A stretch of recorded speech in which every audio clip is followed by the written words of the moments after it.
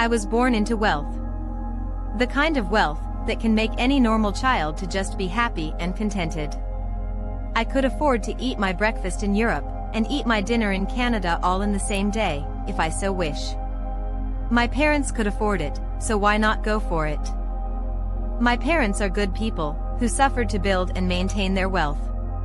Though my mom was from a rich home, she got married to my dad who genuinely loved her, even though he was from a humble background. My dad was working as a personal assistant to a building contractor, who pays him to run errands for him. My mom refused all the wealthy men, who proposed marriage to her and picked my dad, to everyone's surprise. It was she only that knows what she saw in my father. As luck will have it, my father turned out to be a hard worker, who used his humble beginning as a stepping stone to climb into wealth that was not handed down. They gave birth to me on the second year of their marriage.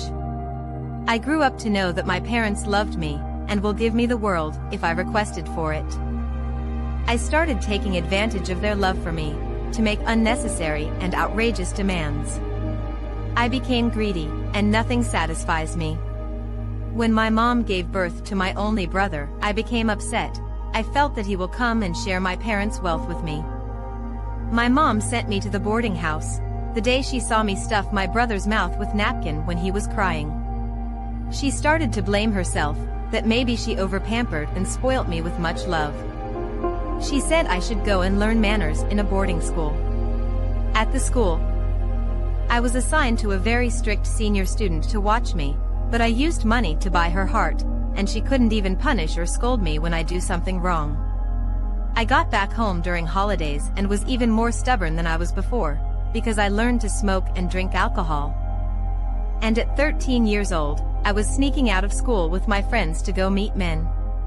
When my mom and dad noticed this, they stopped my allowances and wouldn't allow me leave the house throughout the holidays. They only bought the things they felt were necessary for me to go back to school with. After school resumed, I got back to school broke and couldn't afford my lifestyle anymore, so I upped my game to doing anything for money. I traveled with one of my classmates to her house to spend the weekend one time. While there, I made sure that I seduced her dad, and he fell flat for me. From there I will be sneaking out of school to go and see my girlfriend's father. He opened an account for me and was busy pumping money into the account at my lavish demands. My classmate started looking moody and withdrawn. And when I asked her what the problem was, she told me that her father has changed. He no longer sends her money, and won't even give her mother money for the upkeep of their house. I was touched, but my greed won't let me talk to the man. She told me that her mom says that her father has a side chick, whom he's spending all his money on. That wasn't my concern. I only told myself that any time the man don't have money again, I will replace him with someone else. One day, I had an appointment with my friend's father to meet in an hotel at a particular time. I left my phone on my bed to go and shower, and by the time I came out of the bathroom, my friend was with my phone. I asked her what she was doing with my phone, and she told me that she was checking time. But what about your own phone? I asked her. She just dropped my phone back on the bed and walked out of our room. I dressed up and found my way out like I normally do. I kept calling my man, but he wasn't picking my calls. Next thing I got an SMS that I should just go to the hotel and get the key to room 224 and wait for him there. I got to the reception and got the key from the female receptionist, who normally will smile and play with me, but on that day she was behaving somehow. I never knew that she was part of a plan to surprise me. I got to the room and opened it and entered. What I met there was the beginning of my nightmare. I met my friend, her mother, her brother, and another strange-looking man that I don't know from Adam. They welcomed me and asked me to sit on the floor before them. Then my friend's mom told her daughter, who is my friend, to give me a welcome slap. This girl slapped me so hard that my teeth shook. Next was my friend's brother, then my friend's mom, and then the fearful-looking guy. He beat me up to a stupor before he took permission from my friend's mom to teach me some lessons in the toilet.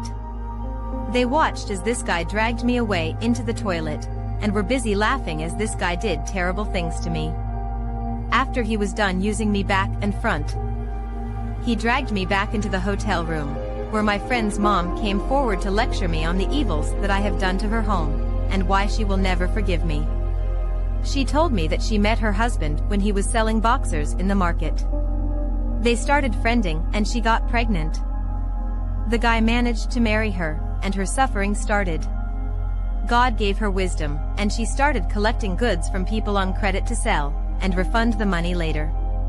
God blessed her luck, and she made so much money and gave it to her husband, who used it to start rice business. Today he is a major rice distributor. He later stopped her from doing her business when they had their third child, because he needed her to give 100% attention to their kids. "Young girl, you will not wreck my home, because I will not let you," she told me. They waited until it was 9 p.m. before we all left the hotel. She told the strange guy to take me away and make sure I'm well handled until she changes her mind. This guy took me to an uncompleted building and tied me to a chair and gagged me. Few minutes later some guys came in and took turns on me. I was in this building for 5 days, and was only offered dry bread and sachet water once every day. This did not stop them from using me. On the 5th day, the woman came back and gave me a slap that made my ear tear. She also broke my nose. She said she would have killed me, if not that she feared God. I was driven to my father's house, and got thrown out at the gate in the midnight. The gate man opened the gate in the morning to see my almost lifeless body, and informed my parents. I was rushed to the hospital and I spent 2 weeks there. I just got home, and my parents still can't get words from my mouth about what happened to me, to get me to that state. I don't want to endanger my parents' life, because they warned me that if I dare mention them they will wipe out my family. I have learned my lessons and I'm a new creation now. I have apologized to my parents, and they are making arrangements for me to travel outside the country to school. I will have to be with them first for a year, for them to watch my change before they will let me travel. Please don't be like me. Learn to be contented with what you have and live a decent lifestyle. Please like, comment and subscribe to this channel to keep getting more stories like this. Thank you.